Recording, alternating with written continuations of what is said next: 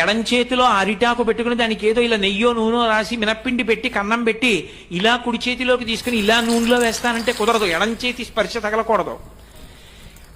ఇలా చేతికే నెయ్యి రాసుకుని పిండి మినప్పిండి ఇలా తీసి ముద్ద చేసుకుని చేతిలోనే ఇలా ఎగరేసి ఈ చేత్తో నొక్కి అంత్యంత సోయగంగా ఈ వేలుతో నొక్కాలి, లేకపోతే నొక్కకుండా వదిలి నూనెలో కదలాలి. ఒక్క కుడి చేత్తోటే గారి ఉండాలి.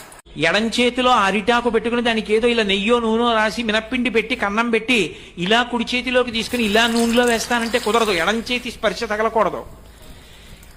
ఇలా చేతికే నెయ్యి రాసుకుని పిండి మినప్పిండి ఇలా తీసి ముద్ద చేసుకుని చేతిలోనే ఇలా ఎగరేసి ఈ చేత్తో నొక్కి అంత్యంత సోయగంగా ఈ వేలుతో నొక్కాలి, లేకపోతే నొక్కకుండా వదిలి నూనెలో కదలాలి. ఒక్క కుడి చేత్తోటే గారి ఉండాలి.